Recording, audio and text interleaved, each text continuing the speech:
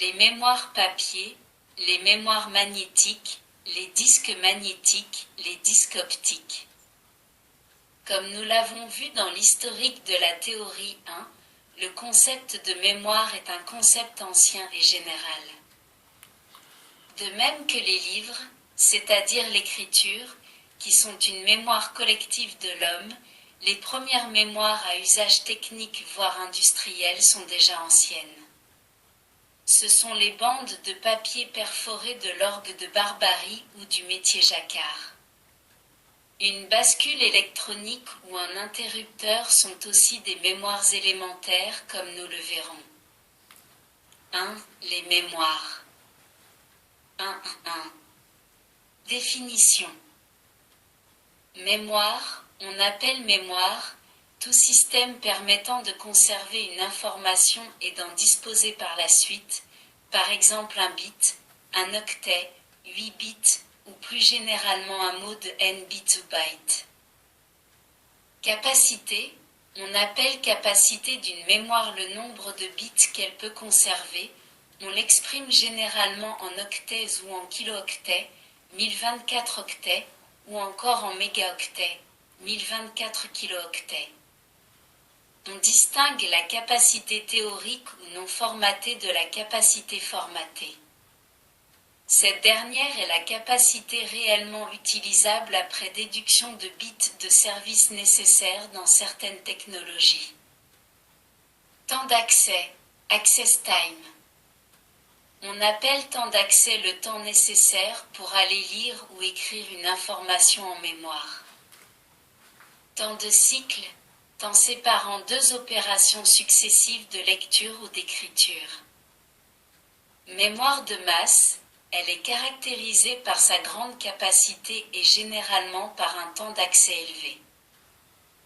Mémoire centrale de calcul, elle est généralement caractérisée par sa capacité plus limitée et un temps d'accès très court. Le contenu des mémoires de masse et des mémoires centrales fera l'objet d'une étude du cours microprocesseur. Mémoire volatile, une mémoire est dite volatile lorsqu'elle perd ses informations en l'absence d'alimentation électrique. Adresse, dans une mémoire, les données, succession de 1 bit 1 ou 0, sont stockées dans des cases fictives dont le numéro d'ordre est l'adresse de la case considérée. On appelle l'opération de recherche liée à l'utilisation de l'adresse, adressage. Mémoire à accès série, pour les lire, il est nécessaire de lire les informations dans l'ordre où elles ont été écrites. Mémoire à accès aléatoire, l'accès aux informations ne s'y fait pas dans un ordre prédéterminé. En informatique, de nombreux systèmes pour mémoriser l'information ont été successivement utilisés. Il existe deux groupes de mémoire, les mémoires utilisant un entraînement mécanique et les mémoires électroniques. Parmi les mémoires utilisant un entraînement mécanique, on peut en distinguer plusieurs sortes, en voici les principaux types. 1, 2. Les mémoires papier.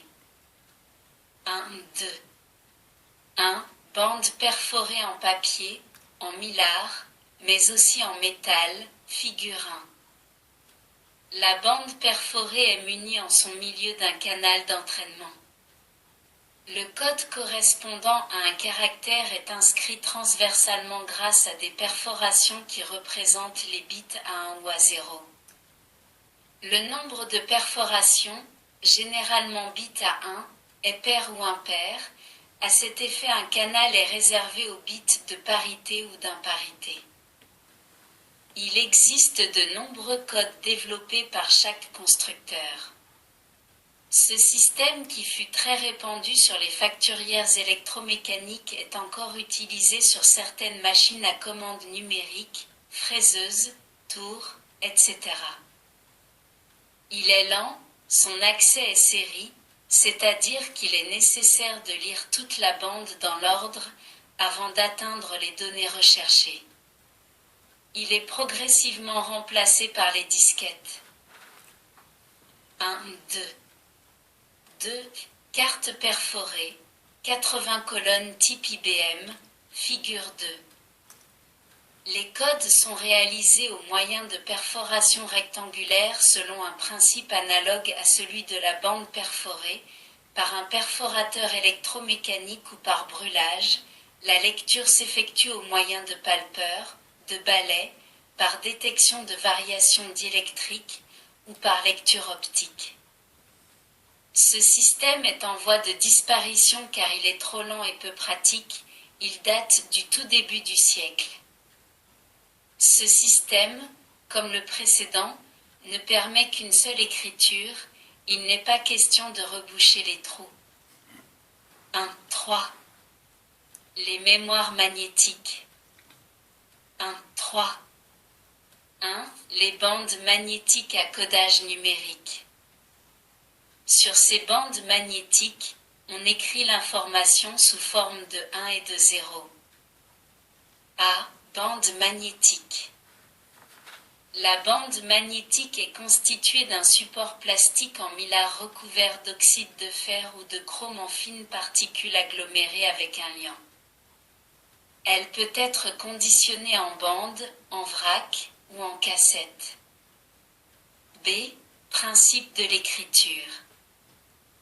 Sur la bande, le champ magnétique produit par l'électroaimant dans l'entrefer permet d'orienter les particules d'oxyde qui conservent après l'arrêt de l'excitation un champ rémanent, figure 3. Ces champs rémanents peuvent à l'inverse être transformés en impulsions électriques, c'est ce qui se passe à la lecture. Il existe différents codes d'écriture. Comme sur la bande perforée, un code est écrit transversalement sur plusieurs pistes longitudinales. Les données sont mises sous forme de blocs de 80 ou de 200 caractères, figure 4.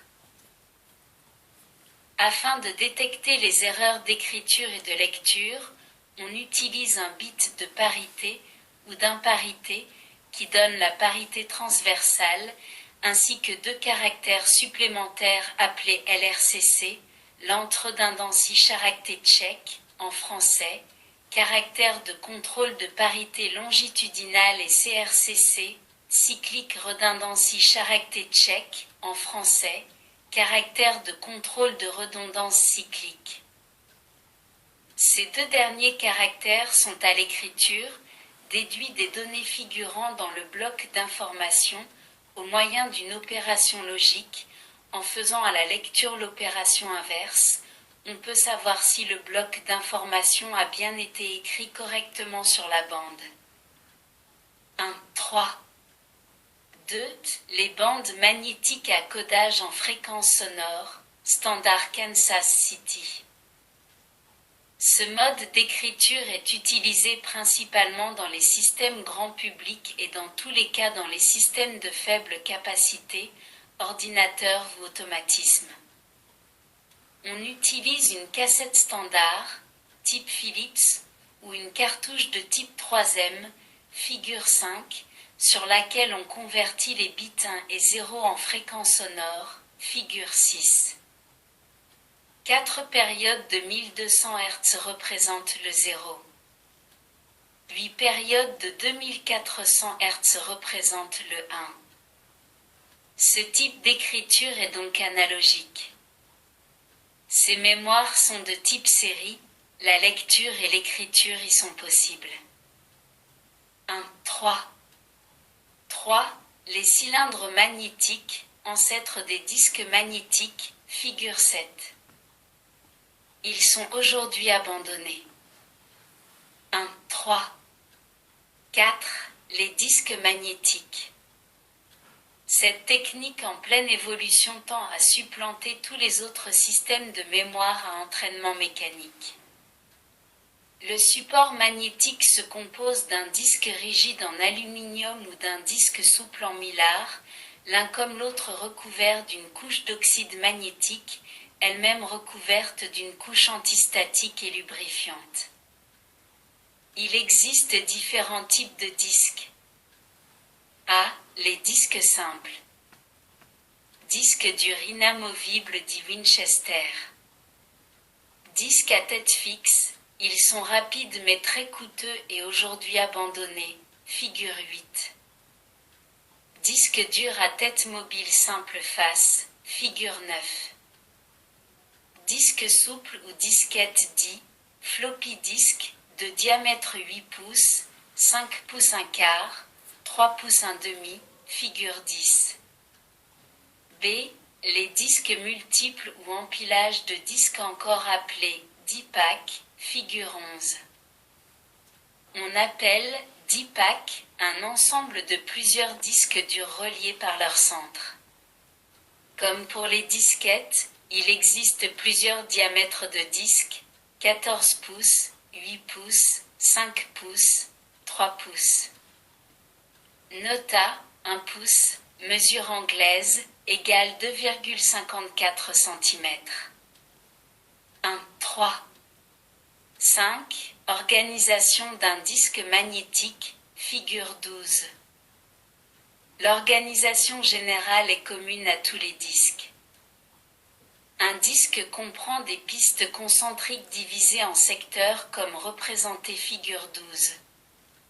Sur chaque segment ainsi déterminé, on peut écrire un certain nombre d'octets, en général 128 à 256. Chaque segment est caractérisé par une adresse comprenant le numéro de la piste et celui du secteur ainsi que dans le cas de disques double face ou de disques multiples, le numéro de la face utilisée. Pour aller lire sur le disque, il sera donc nécessaire de déplacer la tête de lecture pour la positionner sur le secteur et la piste choisie. On dira qu'on adresse le système. Le déplacement de la tête de lecture est commandé au moyen d'un mécanisme approprié. Reportez-vous aux figures 9 et 10. L'écriture proprement dite est réalisée selon le même principe général que celui utilisé pour l'écriture sur bande, mais cette fois-ci, l'information n'étant écrite que sur une seule piste, les bits sont écrits en série les uns derrière les autres. Il existe également un caractère de contrôle analogue au CRCC. La figure 13 permet de comparer les caractéristiques de différents types de mémoire de masse. Fig. 13. Différents types de mémoire informatique à entraînement mécanique. Support. Capacité type, octet. Temps d'accès moyen en secondes. Carte perforée, 80 colonnes à 600 cartes MN. 80. 150. Bande perforée. 120K. 500. Carte magnétique. 5000. 10. Cassette magnétique. 300K.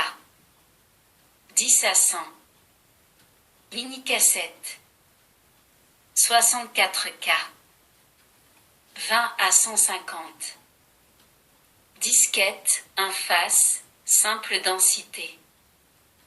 300K. 0,45.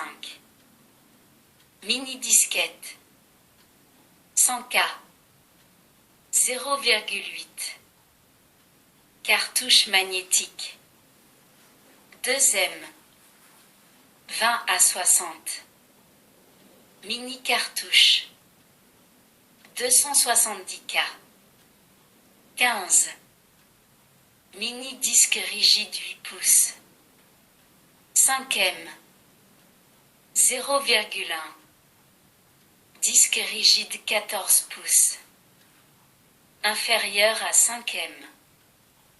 0,08. 1, 4. Les disques optiques.